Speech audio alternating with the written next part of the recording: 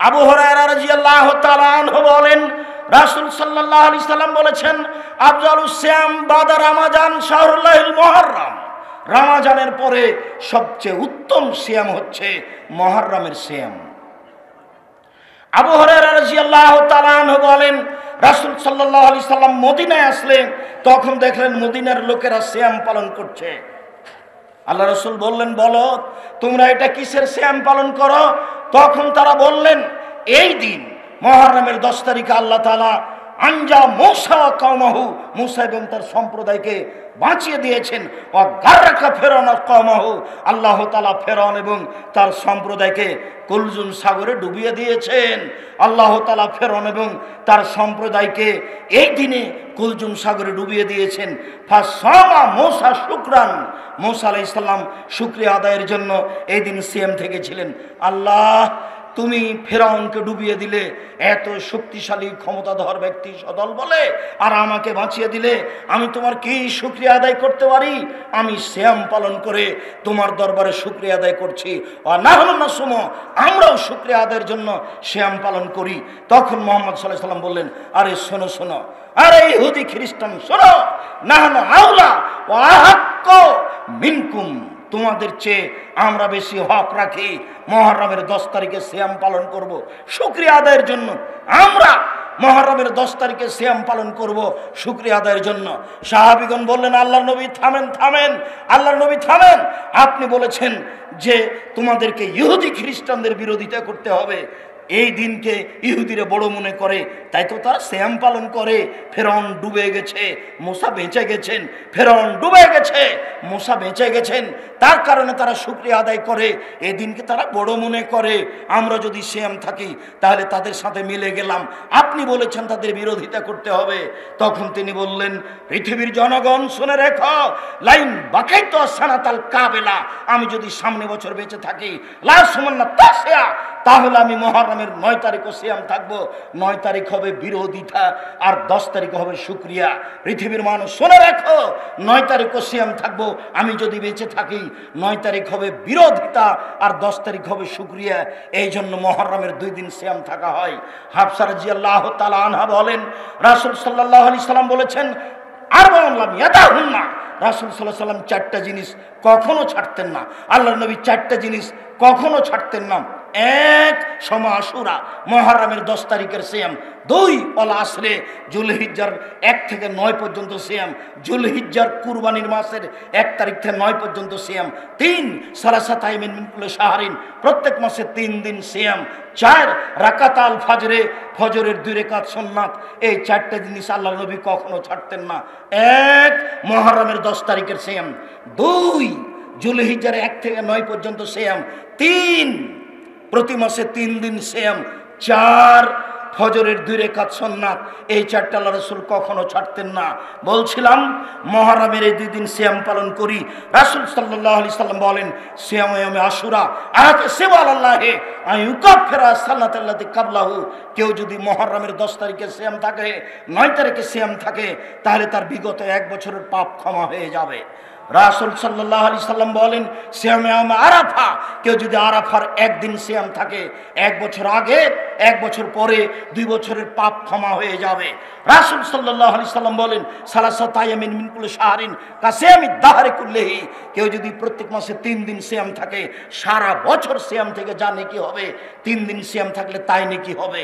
রাসূল সাল্লাল্লাহু আলাইহি সাল্লাম বলেন, কেউ যদি প্রত্যেক মাসে 13, 14, 15 3 দিন সিয়াম থাকে, সারা বছর সিয়াম থেকে যত নেকি হবে তাই নেকি হবে। রাসূল সাল্লাল্লাহু আলাইহি সাল্লাম বলেন, পৃথিবীর মানুষ শুনে রেখো, মান সামা রমাজানা সুমাত বাহুসিত্তান মিন শাওয়াল কানা কাসিয়ামিদ দাহরি কুল্লিহি, কেউ যদি রমজান মাসের সিয়াম থাকে আর শাওয়ালে 6 দিন সিয়াম থাকে, তাহলে সে সারা বছর সিয়ামের নেকি পেয়ে যাবে। পৃথিবীর মানুষ শুনে রেখো, কেউ যদি রমজান মাসে সিয়াম থাকে, তারপরে শাওয়ালের 6টা সিয়াম থাকে, তাহলে সারা বছর সিয়াম থেকে যা নেকি পাই সেই নেকি পাবে। সম্মানিত দিনী ভাই বোন, আমাদের দেশের মহিলা বৈঠকে বলেন, বুবু তোমার হায়েজের কারণে রমজান মাসে যে রোজা ছুটে গেছে, এটা আগে করো, তারপরে শাওয়ালেরটা করো, কেননা এটা ফরজ আর এটা হচ্ছে সোনাত বউর কথা ভুল। আয়েশা রাদিয়াল্লাহু তাআলা আনহা 10 মাস পরে পরবর্তী শাবানে এই হাইজে রোজা করতেন। পৃথিবীর মহিলা পুরুষ শোনেরা, এখন হাইজের কারণে রমজান মাসে যে রোজা ছুটে গেছে, এই রোজা ওই মহিলাকে করতে হবে জীবনে যে কোনো দিন পারবে। 6 মাস পরে করুক, 10 মাস পরে করুক, 10 বছর পরে করুক, তাতে আসে যায় না। কিন্তু সওয়াল পরে হয়ে গেলে এই 6টা করার সুযোগ হবে না। অতএব এই 6টা আগে, তারপরে ফরজটা পরে। কেননা ফরজটা রাসূল সাল্লাল্লাহু আলাইহি ওয়াসাল্লাম নির্ধারণ করেননি, আয়েশা রাদিয়াল্লাহু তাআলা আনহা করতেন 10 মাস পরে। এবার চলে আসি শাবানের সিয়াম, যেটা আগামীকাল থেকে শুরু হবে। আমি অনুরোধ জানাচ্ছি আপনি 1 থেকে নিয়ে 15 দিন পর্যন্ত সিয়াম পালনের চেষ্টা করবেন। আয়েশা রাদিয়াল্লাহু তাআলা আনহা বলেন, এসমু শাবানা কুল্লাহু, আল্লাহর নবী শাবানের পুরো মাস সিয়াম পালন করতেন। তিনি বলেন, এসমু শাহরাইন মুতাতাবাইনি ইল্লা শাবান আর রমাজান, পরস্পর 2 মাস সিয়াম পালন করতেন, তা হচ্ছে শাবান ও রমাজান।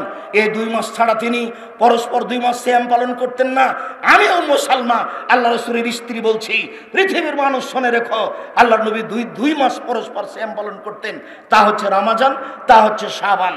এবার শেষে চলে আসি, উসামা ইবনে যায়েদ রাদিয়াল্লাহু তাআলা আনহু বলেন, আল্লাহর নবী আরাকা তাসুমু ফি শাহরিন মিন শুহুরিন মা তাসুফু বি শাবান, আল্লাহর নবী আপনাকে শাবান মাসে যত সিয়াম পালন করতে দেখি, অন্য মাসে তত দেখি না। ঘটনা কি বলেন তো আল্লাহর নবী, আপনি শাবান মাসে এত সিয়াম পালন করেন কেন?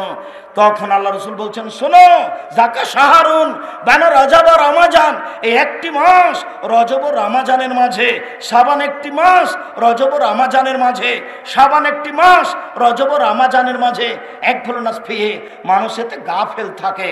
তুরফা আমরিন রাব্বিল আলামিন, এই মাসে বাৎসরিক রিপোর্ট আল্লাহর কাছে পেশ করা হয়।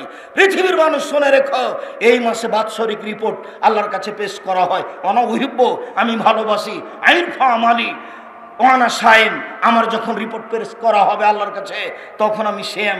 তুমি দেখে নাও আমার রিপোর্টের সময়ে আমি সেম আছি।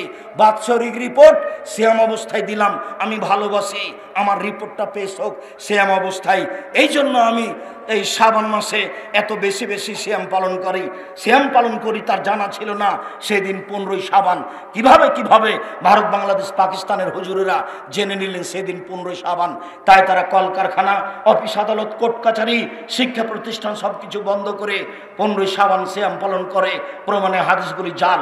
অতএব ভুল সিদ্ধান্ত, এই সিদ্ধান্ত থেকে ফিরে এসে 1 থেকে 15 তারিখ পর্যন্ত আরও বেশি সিয়াম পালনের জন্য আমি দিনী ভাই বোনকে অনুরোধ জানাচ্ছি। যারা উপস্থিত আছেন, যারা দেশ বিদেশে আমাদের সাথে আছেন অনলাইনে, যারা পরে অবগত হবেন, সমস্ত দিনী ভাই বোনকে আগামীকাল থেকে নিয়ে একটানা 15 দিন নফল সিয়াম শাবানের পালন করার জন্য অনুরোধ জানাচ্ছি। 15ই শাবানে রুজি বন্টন হয়, এই কথা মিথ্যা। রুজি বন্টন হয়, সব কিছু হয় রমাজান মাসে। জাল হাদিস দিয়ে থাকে শাবান মাসে নিয়ে আসা হয়েছে। সব কিছু হয় আপনার রমাজান মাসে, 15ই শাবানে হয় না। সম্মানিত দিনী ভাই বোন, সাপ্তাহিক রিপোর্ট পেশ করা হয় বৃহস্পতিবার, সোমবার। তাই আল্লাহর নবী বৃহস্পতিবার, সোমবার সিয়াম থাকতেন। তিনি বলছেন, আমি ভালোবাসি আইরফা আমালি, আমার যখন আমল পেশ করা হবে সাপ্তাহিক, তখন আমি সিয়াম থাকি। বৃহস্পতিবার মানুষের রিপোর্ট পেশ করা হয় আল্লাহর কাছে, সোমবার মানুষের রিপোর্ট পেশ করা হয় আল্লাহর কাছে। তাই বৃহস্পতিবার, সোমবার সিয়াম থাকতে হবে, শাবান মাসে বেশি বেশি সিয়াম থাকতে হবে। সম্মানিত দিনী ভাই বোন, আমি আপনাদেরকে এই বিষয়ে জোরালো অনুরোধ জানিয়ে বলছি যে আপনারা সিয়াম পালনের চেষ্টা করেন। সম্মানিত দিনী ভাই বোন, আমার মনের স্বাদের কথা আমি একাধিক দিন বলেছি, আজকে বলেছি। স্বাদের কিছু আংশিক আজকে অবস্থা আপনাদের দেখেছি, সময় সাপেক্ষে দেখাবো ইনশাআল্লাহ। যে মাটিতে বসে আছেন, এই মাটিতেই 200 শতক জমির উপরে 10,000 মানুষ একসাথে সালাত আদায় করতে পারবে। সেই মসজিদ এই মসজিদ, সেই মসজিদ এইটা, এর নাম বাইতুল হাম জামে মসজিদ, রূপগঞ্জ, নারায়ণগঞ্জ, ঢাকা।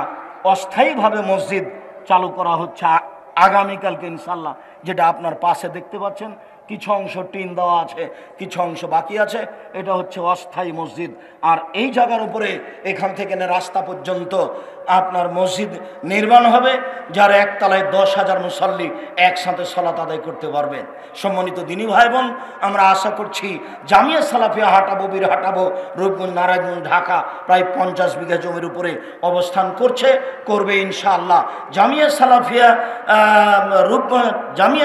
ডাঙ্গিপাড়া পাওয়া রাজশাহী প্রায় 25 বিঘা জমির উপরে অবস্থান করছেন, তা আপনারা জানেন। সেখানে একটি মসজিদ নির্মাণ হয়েছে, 90% জমির উপরে 2 তলা কমপ্লিট হয়েছে। একতলায় আপনার মুসল্লি সালাত আদায় করতে পারবে 3000। সেখানে একটা একাডেমিক ভবন তৈরি হচ্ছে, একাডেমিক ভবনে একসাথে 3000 ছাত্র ক্লাস করতে পারবে।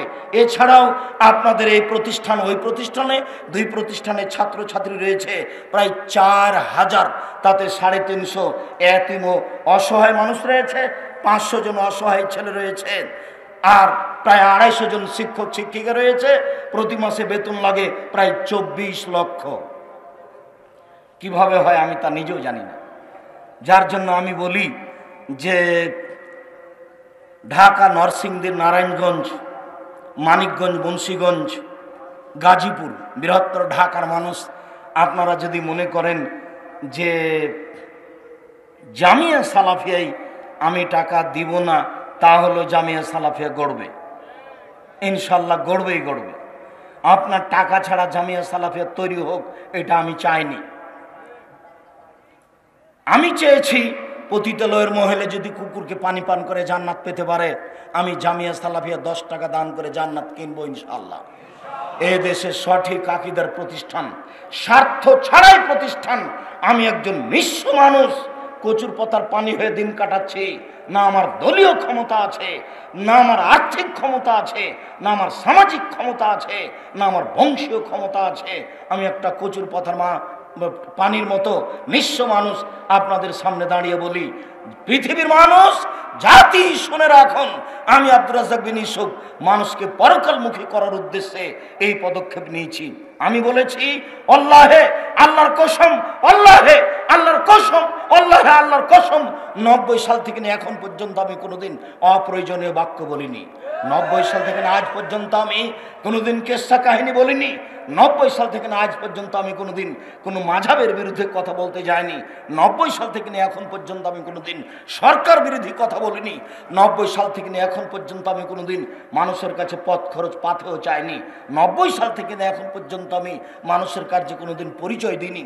মানুষ আমাকে চাপ দিয়ে বলেছে যে বিজ্ঞাপন পোস্টারে কি লিখবো, আপনারা একটু পরিচয় দেন। তখন আমি বলেছি আমার নাম আব্দুর রাজ্জাক, আমার বাপের নাম ইউসুফ, বাপ বেটা মিলে আব্দুর রাজ্জাক বিন ইউসুফ।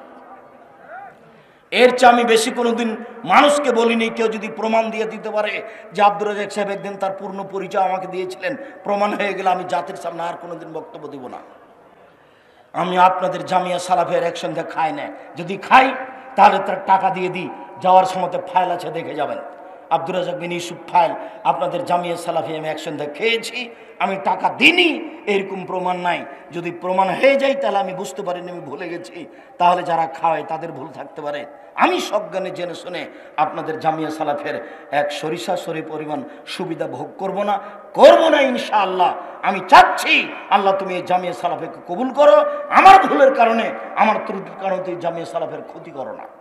আমার মনে বড় সাধ, আমি এদেশের মাটিতে উন্নত মানের প্রতিষ্ঠান গড়বো ইনশাআল্লাহ, যেখানে ছেলে মেয়েরা বাংলা, ইংরেজি, আরবি উন্নত মানের শিক্ষা অর্জন করে জাতির অন্যায়ের বিরুদ্ধে লড়বে। মুখে কলমে মিডিয়ায়, মুখে এই যে বক্তব্য দিচ্ছি, আরও সবাই দিচ্ছে, বাচ্চারা দিচ্ছে, মেয়েরা দিচ্ছে, মুখে এই দিন প্রচার চলছে। আপনার কলমে এই যে মাসিক আল ইতেসাম পত্রিকা, জানি না আপনি নিয়েছেন কি না, নেন কি না, 20, 25, 30 টাকা দিয়ে পত্রিকা নিলেন না, আর আপনি বললেন আব্দুর রাজ্জাক ঠকিয়ে দিয়েছি, ভুল হিসাব। 10 জন মুফতি আছে, 15-16 জন লেখক আছে, লক্ষ লক্ষ টাকা খরচ করে আপনাদের সম্পদ জামিয়া সালাফের মুখপাত্র, দেশের মুখপাত্র, সঠিক আকীদা আদর্শের এই পত্রিকা 50টা প্রশ্নের উত্তর রয়েছে। মাসিক আল ইতেসাম পত্রিকা কলমে এটা বের করছি, মিডিয়া অনলাইন আল ইতেসাম টিভি রয়েছে, মিডিয়ায় সম্ভবপর মুখে কলমে মিডিয়ায় জাতির সামনে দিন প্রচার করার চেষ্টা করছি। আল্লাহে আল্লাহর কসম, আল্লাহে আল্লাহর কসম, আল্লাহে আল্লাহর কসম, মুখে কোনো দিন অপ্রয়োজনীয় কথা, কেসা কাহিনী বলিনি, কলমে কোনোদিন অপ্রয়োজনীয় কথা কেসা কাহিনী লিখতেও যায়নি। অতএব জাতিকে জানাচ্ছি ভুল বুঝিয়েন না, আপনারাকে জানাচ্ছি ভুল বুঝিয়েন না, হিংসা ভিতরে আনিয়েন না। সকলে খোলা অন্তরে, খোলা মনে, খোলা মস্তিষ্কে জামিয়া সালাফের জন্য দোয়া করুন। আল্লাহ তুমি জামিয়া সালাফেকে কবুল করো। যেহেতু নবীর চলনি টাকা পয়সা ছাড়া, আমাদের চলবে টাকা পয়সা ছাড়া, এটা আমি মনে করি না। আপনি না দিলেও গড়ে যাবে, এ কথাই ঠিক। 2013 সালের 24 আগস্ট রোজ মঙ্গলবার সকাল 11টার সময় বলেছিলাম, এইখানে আমার হাতে টাকা নেই, এ কথা সত্য, এখানে প্রতিষ্ঠান গড়বে, এ কথা সত্য, ইনশাল্লাহ গড়বেই গড়বে। সেদিনকে আমি ভেবেছিলাম যে এই পানির উপরে বালু ফেলে ভরাট করে মসজিদ তৈরি করা হবে 200 শতক জমির উপরে। সেটা কি হিসাব? এখান থেকে শুরু হচ্ছে, এই যে এখান থেকে, এই যে খুঁটি দেখছেন, এখান থেকে শুরু হচ্ছে, এইদিকে রাস্তা পর্যন্ত যাবে। মসজিদের এটা হলো উত্তর সাইড, আর রাস্তা হলো দক্ষিণ সাইড, আর এই দিক হলো কেবলা, এটা হলো পশ্চিম সাইড। এইদিকে 10,000 মুসল্লি হতে মসজিদে যত লাগবে, এরপরও অনেক জমি আছে। সব জমিগুলি আপনাদের সঠিক আকীদার মানুষ ভোগ করবে কোরআন হাদিসের শিক্ষার জন্য। ইনশাল্লাহ এটা আমার পরিকল্পনা, হবেই হবে ইনশাল্লাহ। যার কারণে আমি বলি, মানুষ মাত্র কিছু ভুল ত্রুটির মধ্যে থাকতেই পারে, আল্লাহ তুমি তাদেরকে কবুল করো। যিনি নিয়ে এসেছেন ডাক্তার আব্দুল সুবহান, আল্লাহ তুমি তাকে কবুল করো। যিনি সহযোগিতা করেছিলেন আপনার গুলজার মাস্টার, তিনি চলে গেছেন, আল্লাহ তুমি তার জান্নাত, তুমি তার কবরকে প্রশস্ত করো, তুমি তার কবরকে আলোকিত করো, তুমি তার গুনাহ খাতা মাফ করে দাও। আরও যত দিনী ভাই বোন জামিয়া সালাফের পিছনে আছে, তুমি তাদের কবুল করো, তুমি তাদের অর্থ সম্পদকে কবুল করো। খালেস অন্তরে, খোলা মনে, জান্নাত পাওয়ার আশায় আপনি জামিয়া সালাফে দান করবেন। আপনি আমার দিনী ভাই, আপনি আমার দিনী বোন। যা করেছেন ভুল হয়ে গেছে। আসর থেকে নিয়ে যা খরচ করে ফেলেছেন তা ভুল হয়েছে। আল্লাহ রসুল বললেন, যা খেলেন তা পেশাব পায়খানা, যা পড়লেন তা পুরাতন, যেটা দিলেন সেটা থেকে গেল। তো সকাল থেকে এসে কত কি খেলেন বলেন তো? এত খেতে হয়? সিয়াম থাকেননি কেন? আজ তো বৃহস্পতিবার, কেন সিয়াম থাকলেন না? আমি কত অনুরোধ করছি আপনাকে, আপনি কেন সিয়াম থাকেন না? সম্মানিত দিনী ভাই বোন, আজকে জামিয়া সালাফে খোলা অন্তরে দান করেন। যার কাছে যা আছে সম্ভবপর বাড়ি যাওয়ার টাকা রেখে আপনি দান করে দিবেন। আপনি এখানে কলা বিস্কুট খেয়ে পয়সার ক্ষতি করিয়েন না। অল্প পয়সায় জামিয়া সালাফের ছেলেরা লোকজন নিয়ে রান্না বান্না করছে, সেখানে খাবেন। ইসলামকে মূল্যায়ন করুন, জামিয়া সালাফিকে মূল্যায়ন করুন। আমিও আপনাদের দানে অংশগ্রহণ করছি। আমার ছেলেরা যারা আছো সবাই তোমরা মাঠে নামো। কেউ ছেলে হোক মেয়ে হোক, আপনারা কেউ ওদেরকে খালি হাতে ফিরিয়ে দিবেন না। আমি আপনাদের এই বৈঠকি দানে অংশগ্রহণ করলাম।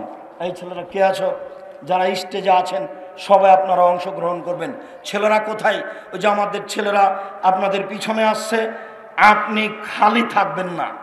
খালি থাকলে ওই পরিমাণ পয়সা আপনার ধ্বংস হয়ে যাবে। এইটা আপনার জন্য কামনা করা ঠিক নয়। যারা তোমরা সামনে আছো, যারা মিডিয়াতে আছো, তারা আবার ফাঁকি দেওয়ার ইচ্ছা করো না। সম্মানিত দিনী ভাই বোন, তোমরাও দানে অংশগ্রহণ করো। আমার যারা বোনেরা আছেন মহিলা প্যান্ডেলে, আপনারা তারাও দানে অংশগ্রহণ করুন। কেউ খালি থাকবেন না। 200 টাকা হোক, 500 টাকা হোক, 2000 টাকা হোক, 5000 টাকা হোক, 50 টাকা হোক, 10 টাকা হোক, আপনি দানে অংশগ্রহণ করুন। আমি আপনাদের সাধারণ দিনী ভাই, আমি দোয়া করছি আল্লাহ আপনাদের দানকে কবুল করুক। আল্লাহুম্মা আমিন। আল্লাহ, তুমি বলেছ, তোমার নবী বলেছেন যে মানুষ দান করলে তার অর্থ সম্পদে বরকত হয়। তোমার নবী মুহাম্মদ সাল্লাল্লাহু আলাইহি ওয়াসাল্লাম বলেছেন মানুষ দান করলে তাদের অর্থ সম্পদে বরকত হয়। অতএব তুমি তোমার কথা, তোমার নবী মুহাম্মদ সাল্লাল্লাহু আলাইহি ওয়াসাল্লামের কথা পূর্ণ করো। আমার দিনী ভাই বোনদের অর্থ সম্পদে বরকত দান করো। সম্মানিত দিনী ভাই বোন, আমি আপনাদের সবাইকেই 200, 500, 2000, 1000, 5000 দানে অংশগ্রহণ করার জন্য অনুরোধ জানিয়ে আমি আপনার জন্য আন্তরিকভাবে দোয়া করছি। আজকে এটা করবেন, আর কালকে এই মসজিদের জন্য 2 লক্ষ, 5 লক্ষ, 10,000 ইট হোক, বালু হোক, সিমেন্ট হোক, আপনি 1 গাড়ি সিমেন্ট, আপনি 1 গাড়ি ইট, বা আপনার 2, 4, 5, 10 টন টিন রড পাঠিয়ে দিবেন। এই কত যেন বলল, 1000 কপি না 1100 কপি টিন লাগছে। 1100 পিস কি 1000 পিস টিন লাগছে এই অস্থায়ী মসজিদে। সম্ভবত 5.5 না 6 লক্ষ টাকা টিনের দাম। টিনে অংশগ্রহণ করেন যে দামটা আমি দিয়ে দিলাম, আপনি কালকে দিয়ে যাবেন, পরশু দিয়ে যাবেন। যারা দিনী ভাই বোন আছেন আপনারা জামিয়া সালাফিয়ার দানে এইভাবে অংশগ্রহণ করুন। আপনাকে মনে করতে হবে যে এইভাবে না হলে এটা চলে কি করে। যদিও আমি নিজেও জানি না, নিজেও বুঝি না কীভাবে চলে। আপনি যেমন মনে করছেন আব্দুর রাজ্জাক সাহেব এত বড় প্রতিষ্ঠান কিভাবে চলে, আমিও বুঝতে পারি না এটা কিভাবে চলে, তবে আমি দেখছি চলছে। অতএব আমার পক্ষ থেকে আন্তরিকভাবে আপনাদের কাছে অনুরোধ থাকছে, আগামী জুমা শুক্রবার দিন রাত বক্তব্য পর্যন্ত অবস্থান করবেন, কোথাও যাবেন না। আর দানের হাত প্রশস্ত করে রাখবেন, যাতে করে এ দানের বিনিময়ে আমি জান্নাত কিনতে পারি। রাসূল সাল্লাল্লাহু আলাইহি সাল্লাম দানের ব্যাপারে যা বলেছেন সেটা যেন আমি ভোগ করতে পারি। আল্লাহ তুমি আমাদের দানকে কবুল করো। আল্লাহ তুমি আমাদের রুজিতে বরকত দাও। আল্লাহ তুমি আমাদের রুজিতে নিরাপত্তা দাও। আমাদের দেশের বিদেশের দিনী ভাই বোন যারা জামিয়া সালাফিকে ভালোবাসে, যারা জামিয়া সালাফিয়ার জন্য দোয়া করে, যারা জামিয়া সালাফিয়ার সার্বিক কাজে সহায়তা করবে, তুমি তাদের রুজিতে বরকত দান করো। তুমি তাদের ব্যবস্থা বাণিজ্যকে নিরাপদে রাখো। তুমি তাদের আহাল পরিবার ছেলে মেয়েকে নিরাপদে রাখো। আল্লাহ তোমার দরবারে এই জোরালো দাবি ও দাওয়াত দোয়া রেখে আজকের সংক্ষিপ্ত আলোচনা এখানে শেষ করলাম। আর আলোচক আছে যারা ধারাবাহিকভাবে আসবেন ইনশাআল্লাহ। সম্মানিত দিনী ভাই বোন, আমি আপনাদের দানের হাত প্রশস্ত করা দেখে আন্তরিকভাবে খুশি হয়ে আপনাদের জন্য আবারও দোয়া করি। আল্লাহ আপনাদের কবুল করুক, আল্লাহুম্মা আমিন। আল্লাহ আপনাদের দানকে কবুল করুক, আল্লাহুম্মা আমিন। আল্লাহ আপনাদের অর্থ সম্পদে নিরাপত্তা দান করুক, আল্লাহুম্মা আমিন। আল্লাহ আপনাদের অর্থ সম্পদ ছেলে মেয়ে আহাল পরিবারকে নিরাপদে রাখুক, আল্লাহুম্মা আমিন। আল্লাহ আপনাদের অর্থ সম্পদে বরকত দান করুক, আল্লাহুম্মা আমিন। আল্লাহ তোমার দরবারে এই জোরালো দাবি রেখে এই রাতে তোমার কাছে আবারও বলছি, তুমি জামিয়া সালাফিকে কবুল করো, বায়তুল হাম জামে মসজিদকে কবুল করো, এর সার্বিক কাজে তুমি সুবিধে দিয়ে দাও। যারা দিনী ভাই বোন এই পাড়াতে আছেন হাঁটাবো, সবার মনে যেন এই ভালোবাসা জন্মে যায় জামিয়া সালাফের উপরে, বায়তুল হাম জামে মসজিদের উপরে। এটা তুমি করে দাও। তুমি সব কিছু করতে পারো, তুমি সর্বশক্তিমান, তুমি আজিজ, তুমি কাবি, তুমি কাহার, তুমি আজিজ। তোমার মতো কাদির আজিজের কাছে আমরা আশ্রয় নিচ্ছি, যাতে করে আমাদের কাজে কোনো সমস্যা না হয়। তোমার দরবারে আশ্রয় নিয়ে তোমার দরবারে জোরালো দাবি রেখে আজকের সংক্ষিপ্ত আলোচনা এখানে শেষ করলাম। সুবহানাকাল্লাহুম্মা ওয়া বিহামদিকা আশহাদু আল্লা ইলাহা ইল্লা আনতা আস্তাগফিরুকা ওয়া আতুবু ইলাইক। আসসালামু আলাইকুম ওয়া রাহমাতুল্লাহ। বইগুলি এমনি